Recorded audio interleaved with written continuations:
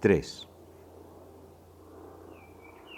Así, durante semanas y semanas, los prisioneros de la peste se debatieron como pudieron, y algunos de ellos, como Rambert, llegaron incluso a imaginar que seguían siendo hombres libres, que podían escoger. Pero de hecho se podía decir en ese momento, a mediados del mes de agosto, que la peste lo había envuelto todo. Ya no había destinos individuales, sino una historia colectiva que era la peste y sentimientos compartidos por todo el mundo. El más importante era la separación y el exilio, con lo que eso significa de miedo y de rebeldía. He aquí por qué el cronista cree que conviene en ese momento culminante de la enfermedad descubrir de modo general y a título de ejemplo los actos de violencia de los vivos, los entierros de los muertos y el sufrimiento de los amantes separados. Fue a mediados de ese año cuando empezó a soplar un gran viento sobre la ciudad apestada, que duró varios días. El viento es particularmente temido por los habitantes de Orán, porque como no encuentra ningún obstáculo natural en la meseta donde está alzada la ciudad, se precipita sobre ella, arremolinándose en las calles con toda su violencia. La ciudad, durante tantos meses en que no había caído ni una gota de agua para refrescarla, se había cubierto de una costra gris que se hacía escamosa al contacto del aire. El aire levantaba olas de polvo y de papeles que azotaban las piernas de los paseantes, cada vez más raros. Se les veía por las calles apresurados, encorvados hacia adelante, con un pañuelo o la mano tapándose la boca. Por la tarde, en lugar de las reuniones con que antes se intentaba prolongar lo más posible aquellos días, que para cada uno de ellos podía ser el último, se veían pequeños grupos de gente que volvían a su casa a toda prisa o se metían en los cafés y a veces a la hora del crepúsculo, que en esta hora llegaba ya más pronto, las calles estaban desiertas y solo el viento lanzaba por ellas su lamento continuo. Del mar revuelto y siempre invisible subía olor de algas y de sal. La ciudad desierta, flanqueada por el polvo, saturada de olores marinos, traspasada por los gritos del viento, gemía como una isla desdichada.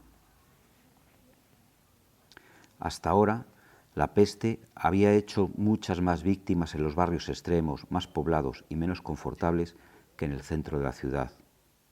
Pero de pronto pareció aproximarse e instalarse en los barrios de los grandes negocios. Los habitantes acusaban al viento de transportar los gérmenes de la infección. Baraja las cartas, decía el director del hotel.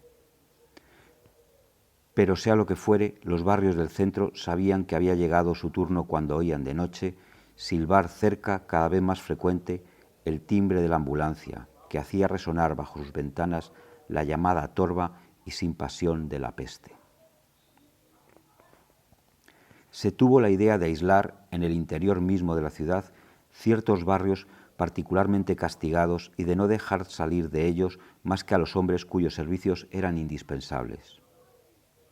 Los que hasta entonces habían vivido en esos barrios no pudieron menos de considerar esta medida como una burla dirigida especialmente contra ellos y por contraste consideraban hombres libres a los habitantes de los otros barrios. Estos últimos, en cambio, encontraban un consuelo en sus momentos difíciles imaginando que había otros menos libres que ellos. Hay quien es todavía más prisionero que yo, era la frase que resumía la única esperanza posible.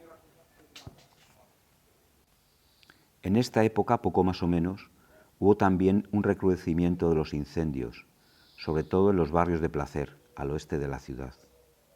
Según informaciones, se trataba de algunas gentes que al volver de hacer cuarentena, enloquecidas por el duelo y la desgracia, prendían fuego a sus casas haciéndose la ilusión de que mataban la peste.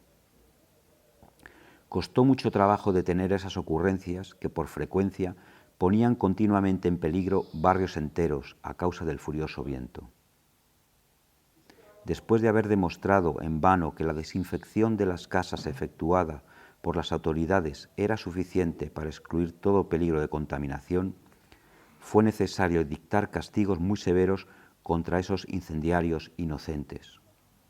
Y no fue la idea de la prisión lo que logró detener a aquellos desgraciados, sino la certeza que todos tenían de que una pena de prisión equivalía a una pena de muerte por la excesiva mortalidad que se comprobaba en la cárcel municipal. Sin duda, esa aprensión no carecía de fundamento. Por razones evidentes, la peste se encarnizaba más con todos los que vivían en grupos, soldados, religiosos o presos. Pues a pesar del aislamiento de ciertos detenidos, una prisión es una comunidad, y lo prueba el hecho de que en nuestra cárcel municipal pagaron su tributo a la enfermedad los guardianes y los presos. Desde el punto de vista superior de la peste, todo el mundo, desde el director hasta el último detenido, estaba condenado, y acaso por primera vez reinaba en la cárcel una justicia absoluta.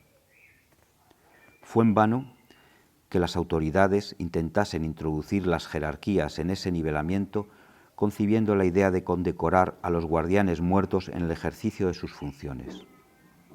Como estaba decretado el estado de sitio y en cierto modo se podía considerar movilizados a los guardianes, les dieron la medalla militar como homenaje póstumo. Pero si bien los detenidos no protestaron, en los medios militares no cayó bien la cosa. Hicieron notar, a justo título, que podía establecerse una confusión lamentable en el espíritu de la gente. Se escuchó su demanda y se decidió que lo más simple era dar a los guardianes que morían la medalla de la epidemia. Pero en cuanto a los primeros, el mal ya estaba hecho. No se podía pensar en quitarles la condecoración, y los centros militares siguieron manteniendo su punto de vista. Por otra parte, en cuanto a la medalla de la epidemia, tenía el inconveniente de no producir el efecto moral que se había obtenido con la condecoración militar, puesto que en tiempo de epidemia era trivial obtener una condecoración de ese género. Todo el mundo quedó descontento. Además, la administración penitenciaria no pudo obrar como habían obrado las autoridades religiosas y en una escala menor las militares. Los frailes de los dos únicos conventos de la ciudad habían sido dispersados y alojados provisionalmente en las casas de familias piadosas. También, en la medida de lo posible, ciertas compañías habían sido destacadas de sus cuarteles y puestas en guarnición en escuelas o en edificios públicos.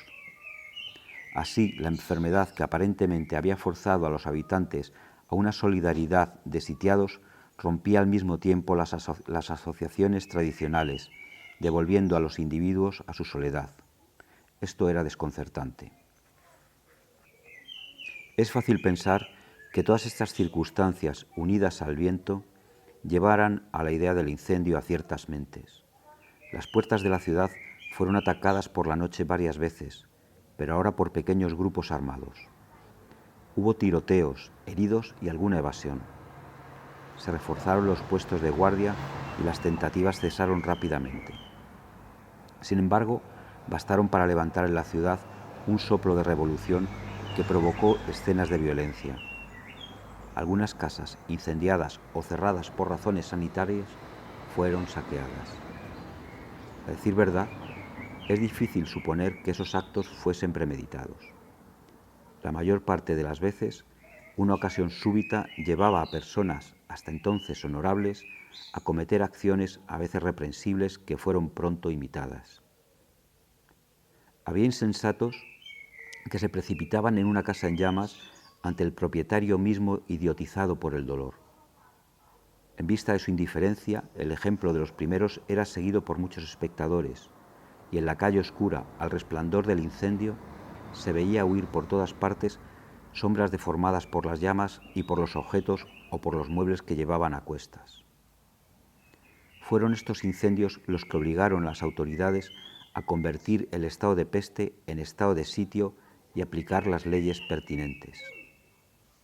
Se fusiló a 2 ladrones, pero es dudoso que eso hiciera impresión a los otros, pues en medio de tantos muertos, esas 2 ejecuciones pasaron inadvertidas. Eran una gota de agua en el mar. Y a decir verdad, escenas semejantes se repitieron con harta frecuencia sin que las autoridades hiciesen nada por intervenir. La única medida que pareció impresionar a todos los habitantes fue la institución del toque de queda. A partir de las 11, la ciudad, hundida en la oscuridad más completa, era de piedra. Bajo las noches de luna, alineaba sus muros blancos y sus calles rectilíneas nunca señaladas por la mancha negra de un árbol, nunca turbadas por las pisadas de un transeúnte ni por el grito de un perro. La gran ciudad silenciosa no era entonces más que un conjunto de cubos macizos e inertes, entre los cuales las efigies taciturnas de bienhechores olvidados o de antiguos grandes hombres, ahogados para siempre en el bronce, intentaban únicamente con sus falsos rostros de piedra o de hierro invocar una imagen desvaída de lo que había sido el hombre.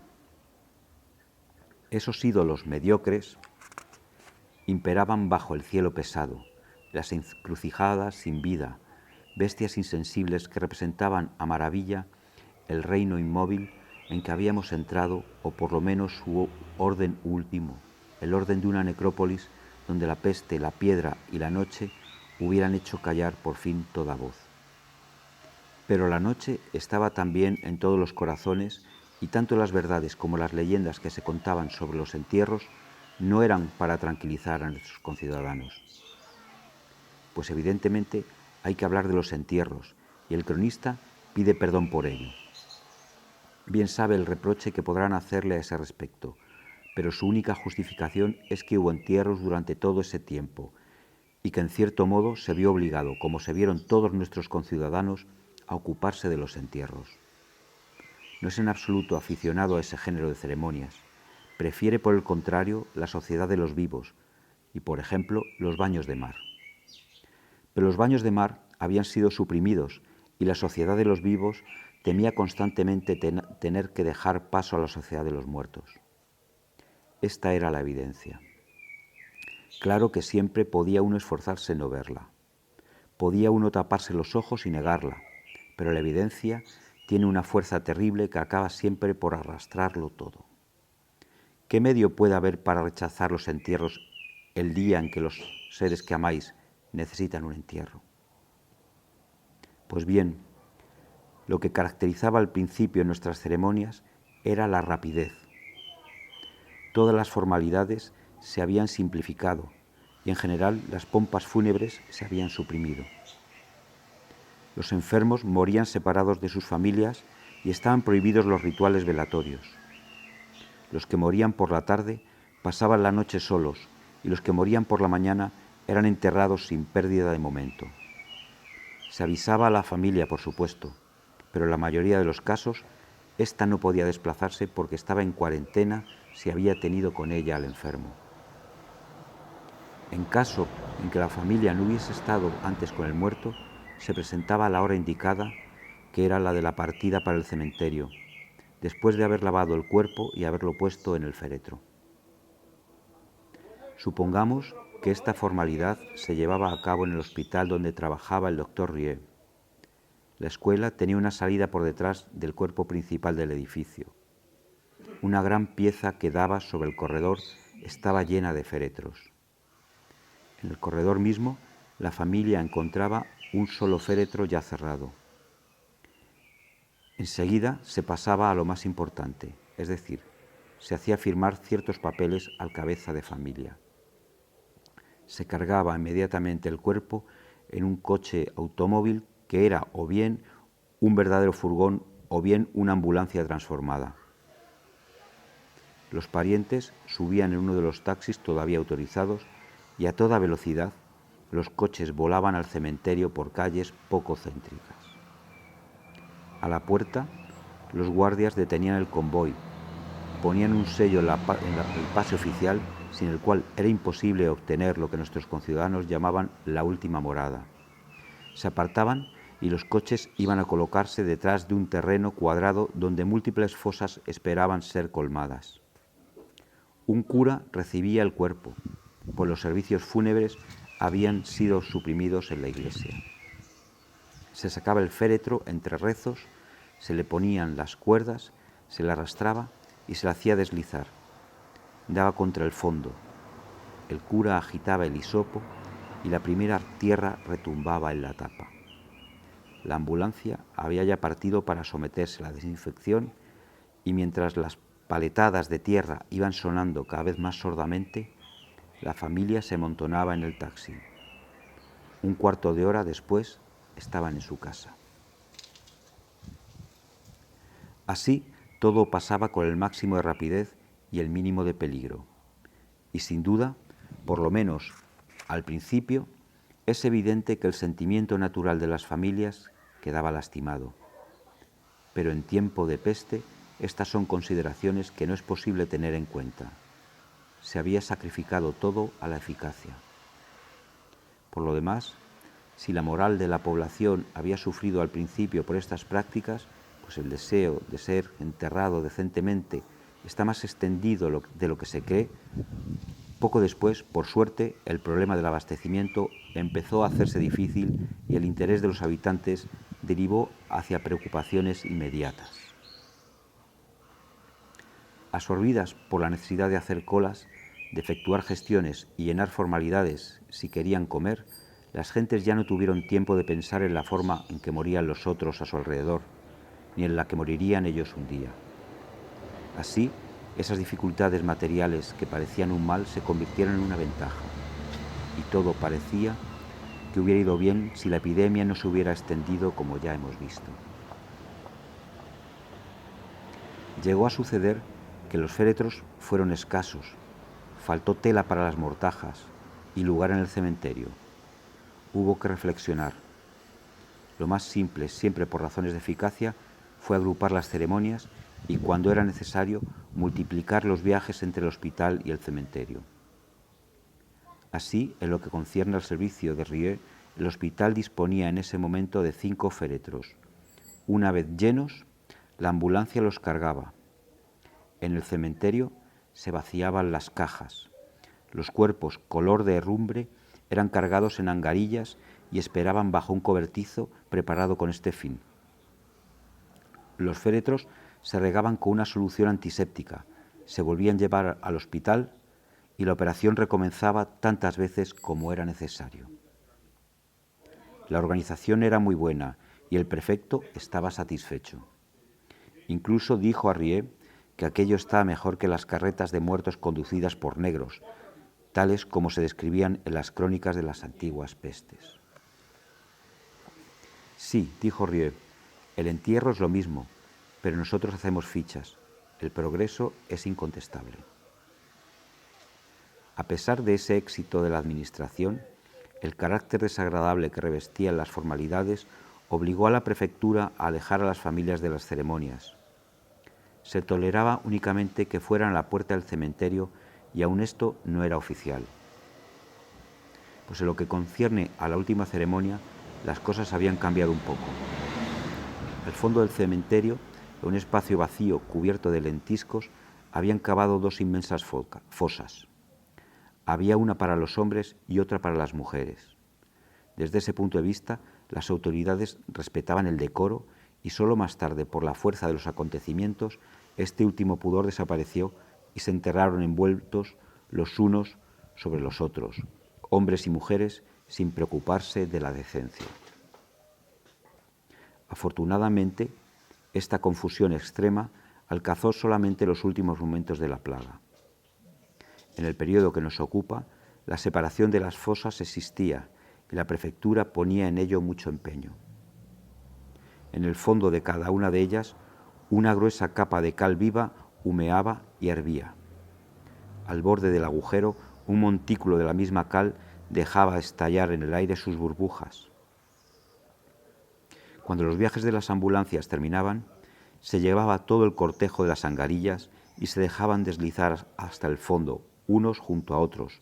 Los cuerpos desnudos, más o menos retorcidos, se les cubría con cal viva, después con tierra, pero nada más que hasta cierta altura, reservándose un espacio para los que había que llegar.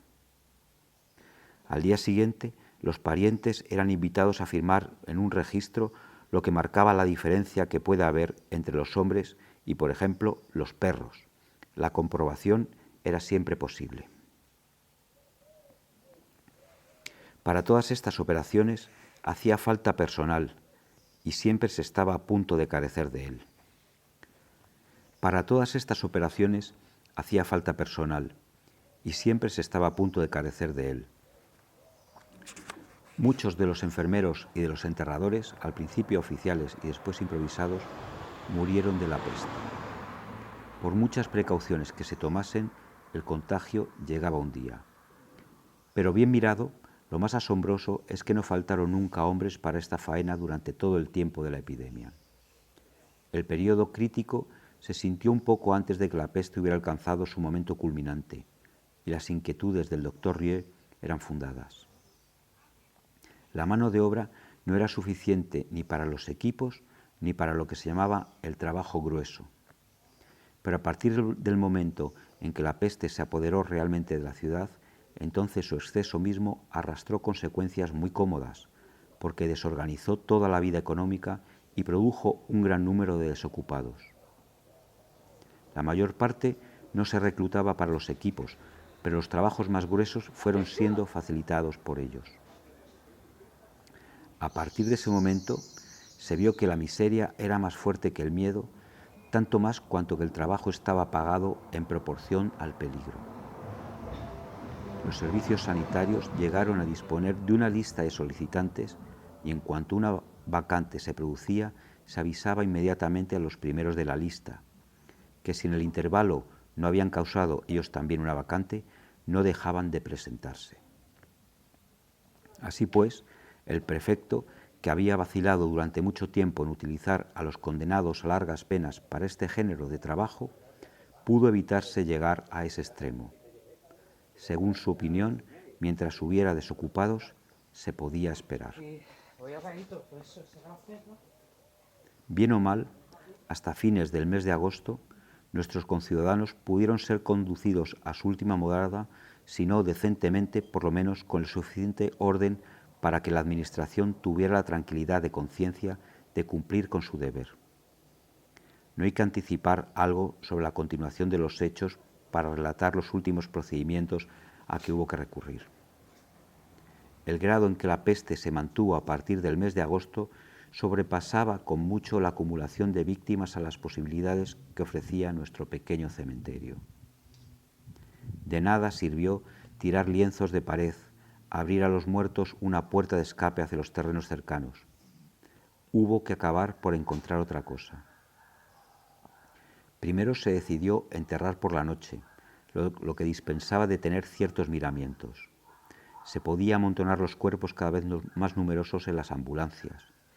Y los raros paseantes retrasados que, contraviniendo la regla, andaban por los barrios extremos después del toque de queda, o aquellos que eran llevados allí por su oficio, encontraban a veces largas filas de ambulancias que pasaban a toda marcha haciendo resonar con su timbre sin vibración las calles vacías de la noche.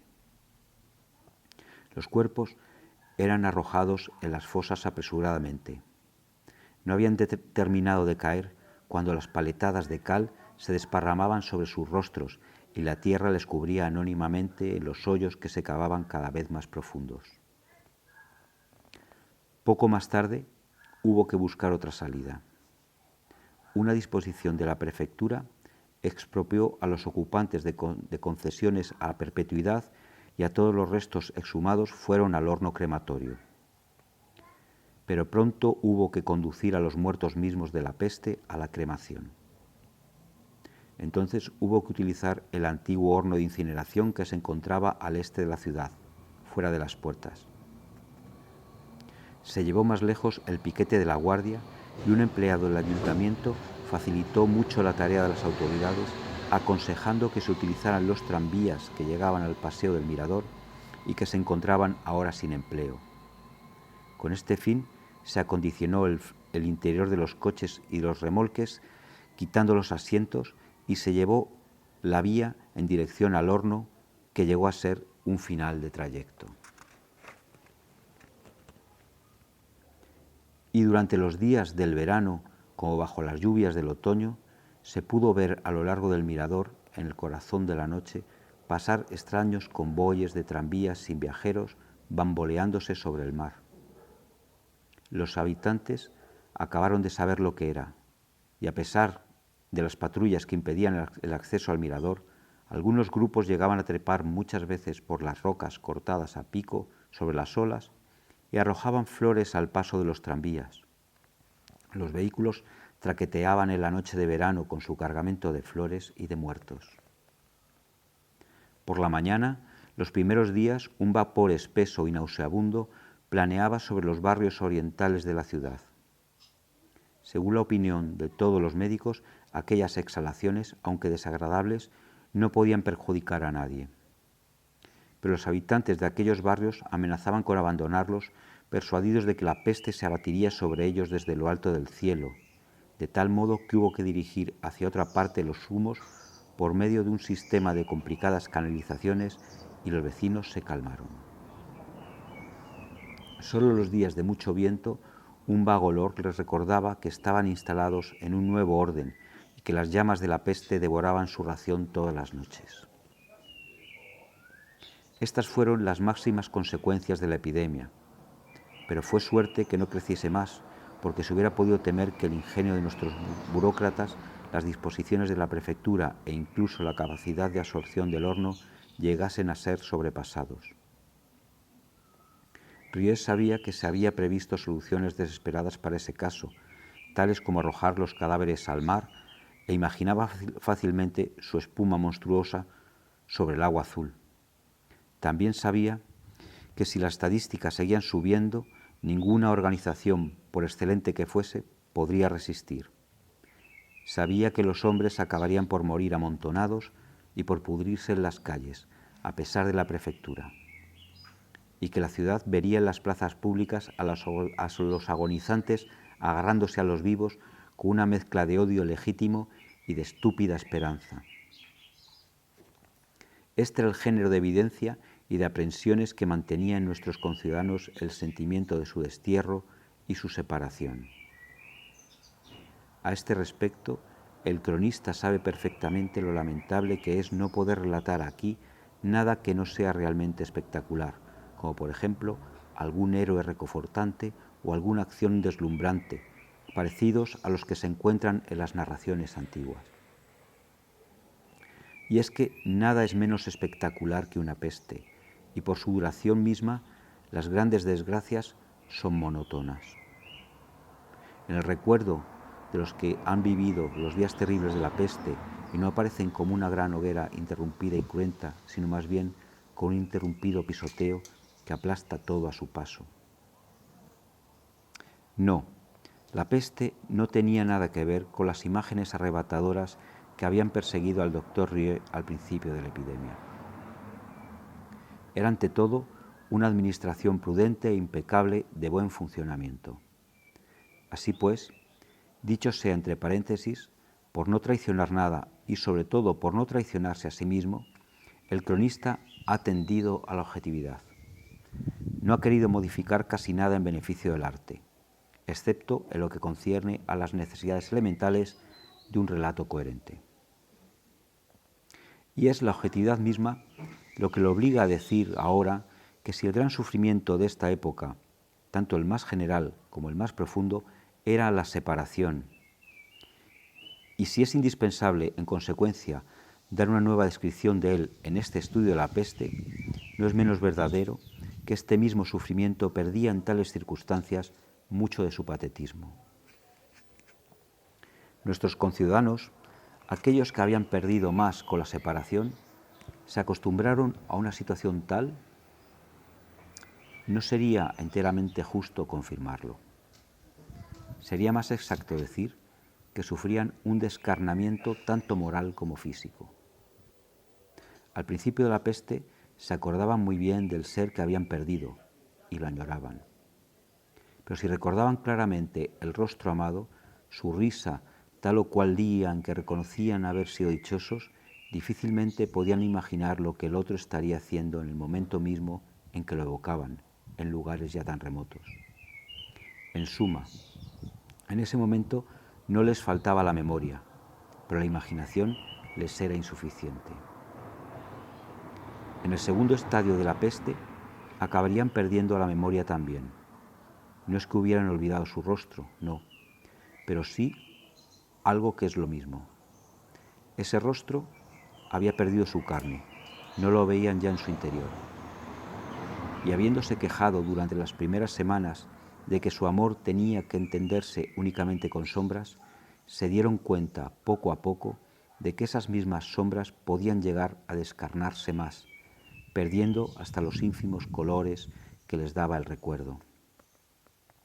Al final de aquel largo tiempo de separación, ya no podían imaginar la intimidad que había habido entre ellos, ni el hecho de que hubiera podido vivir a su lado un ser quien podían en todo momento poner la mano. En ese punto de vista, todos llegaron a vivir la ley de la peste, más eficaz cuanto más mediocre. Ni uno entre nosotros tenía grandes sentimientos, pero todos experimentaban sentimientos monótonos. Ya es hora de que esto termine, decían, porque en tiempo de peste es normal buscar el fin del sufrimiento colectivo, y porque de hecho deseaban que terminase. Pero todo se decía sin el ardor ni la actitud de los primeros tiempos, se decía solo con las pocas razones que nos quedaban todavía claras y que eran muy pobres.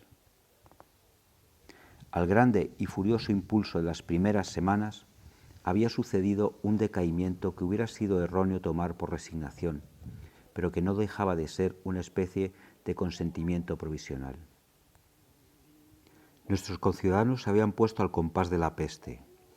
Se habían adaptado, como se dice, porque no había medio de hacer otra cosa. Todavía tenían la actitud que se tiene ante las desgracias o el sufrimiento, pero ya no eran para ellos punzantes. El doctor Rieu consideraba que justamente esto era un desastre, porque el hábito de la desesperación es peor que la desesperación misma. Antes, los separados no eran tan infelices porque en su sufrimiento había un fuego que ahora ya se había extinguido. En el presente se les veía en las esquinas, en los cafés o en casa de los amigos plácidos y distraídos, con miradas tan llenas de tedio que por culpa de ellos toda la ciudad parecía una sala de espera. Los que tenían un oficio cumplían con él en el estilo mismo de la peste, meticulosamente y sin brillo. Todo el mundo era modesto. Por primera vez, los separados hablaban del ausente sin escrúpulos. No tenían inconvenientes en emplear el lenguaje de todos, en considerar su separación enfocándola como a las estadísticas de la epidemia. Hasta allí habían hurtado furiosamente su sufrimiento a la desgracia colectiva, pero ahora aceptaban la confusión. Sin memoria y sin esperanza, vivían instalados en el presente. A decir verdad, todo se volvía presente. La peste había quitado a todos la posibilidad de amor, incluso de amistad, pues el amor exige un poco de porvenir, y para nosotros no había más que instantes. Claro está que nada de esto era absoluto, porque si es cierto que todos los que estaban separados llegaron a ese estado, hay que reconocer que no llegaron todos al mismo tiempo y que también, una vez instalados en esa nueva actitud, había relámpagos, retrocesos, momentos de súbita lucidez que volvían a darles una sensibilidad más joven y más dolorosa. Bastaba que llegasen a uno de esos momentos de distracción en el que se ponían a hacer algún proyecto que implicaba el término de la peste. Bastaba que sintiesen más pesadamente, a causa de cualquier combinación de ideas, la fuerza de unos celos sin motivo. Otros tenían también inesperados renacimientos, salían de su sopor ciertos días de la semana, el domingo naturalmente y el sábado por la tarde, porque esos días estaban consagrados a ciertos ritos en tiempos del ausente. O también, con cierta melancolía, al caer la tarde, les llegaba la advertencia, no siempre confirmada, de que iba a volverles la memoria. Esta hora de la tarde, que para los creyentes es la hora del examen de conciencia, es dura para el prisionero o el exiliado, que no tiene que examinar más que el vacío. Quedaban en un momento suspendidos de ella, después volvían a la atonía y se encerraban en la peste. Ya quedaba explicado que todo consistía en renunciar a lo que había en ellos de más personal. Mientras que en los primeros tiempos de la peste eran heridos por una multitud de pequeñeces que contaban mucho para ellos y nada para los otros, y hacían así la expresión de la vida personal, ahora por el contrario, no se interesaban sino en lo que interesaba a los otros, no tenían más que ideas generales y su amor mismo había tomado para ellos la fisonomía más abstracta. A tal punto estaban abandonados a la peste que a veces les sucedía no esperar sino en su sueño y se sorprendían pensando, los bubones y acabar de una vez. Pero en verdad ya estaban dormidos. Todo aquel tiempo fue como un largo sueño. La ciudad estaba llena de dormidos despiertos que no escapaban realmente a su suerte, sino esas pocas veces en que por la noche su herida, en apariencia cerrada, se abría bruscamente. Y despertados por ella con un sobresalto, tanteaban con una especie de distracción sus labios irritados, volviendo a encontrar en un relámpago su sufrimiento, súbitamente rejuvenecido, y con él el rostro acongojado de su amor. Por la mañana volvían a la plaga, esto es, a la rutina. Pero se diría, esos separados, ¿qué aspecto tenían? Pues bien, no tenían ningún aspecto particular. O si se quiere, tenían el mismo aspecto que los demás, un aspecto enteramente general. Compartían la placidez y las agitaciones pueriles de la ciudad. Perdían la apariencia del sentido crítico, adquiriendo la apariencia de la sangre fría. Se podía ver, por ejemplo, a los más inteligentes haciendo como que buscaban, al igual que todo el mundo en los periódicos o en las emisiones de radio, razones para creer en un rápido fin de la peste, para concebir esperanzas quiméricas o experimentar temores sin fundamento ante la lectura de ciertas consideraciones que cualquier periodista había escrito al azar, bostezando de aburrimiento. Por lo demás, bebían cerveza o cuidaban enfermos, holgazaneaban o trabajaban hasta agotarse. Clasificaban fichas o ponían discos, sin diferenciarse en nada de los unos de los otros. Dicho de otro modo, no escogían nada. La peste había suprimido las tablas de valores, y eso se veía sobre todo en que nadie se preocupaba de la calidad de los trajes ni de los alimentos. Todo se aceptaba en bloque. Podemos decir, para terminar, que los separados ya no tenían aquel curioso privilegio que al principio los preservaba. Habían perdido el egoísmo del amor y el beneficio que conforta. Ahora al menos la situación estaba clara. La plaga alcanzaba a todo el mundo. Todos nosotros, en medio de las detonaciones que estallaban a las puertas de la ciudad, entre los choques que acompasaban nuestra vida o nuestra muerte, en medio de los incendios y de las fichas, del terror y de las formalidades, emplazados a una muerte ignominiosa, pero registrada, entre los humos espantosos y los timbres impasibles de las ambulancias, nos alimentábamos con el mismo pan de exilio, esperando sin saberlo la misma reunión y la misma paz conmovedora. Nuestro amor estaba siempre allí, sin duda, pero sencillamente no era utilizable, era pesado de llevar, inerte en el fondo de nosotros mismos, estéril como el crimen o la condenación. No era más que una paciencia sin porvenir y una esperanza obstinada. Y desde ese punto de vista, la actitud de algunos de nuestros conciudadanos era como esas largas colas en los cuatro extremos de la ciudad a la puerta de los almacenes de productos alimenticios. Era la misma resignación y la misma longanimidad, a la vez ilimitada y sin ilusiones.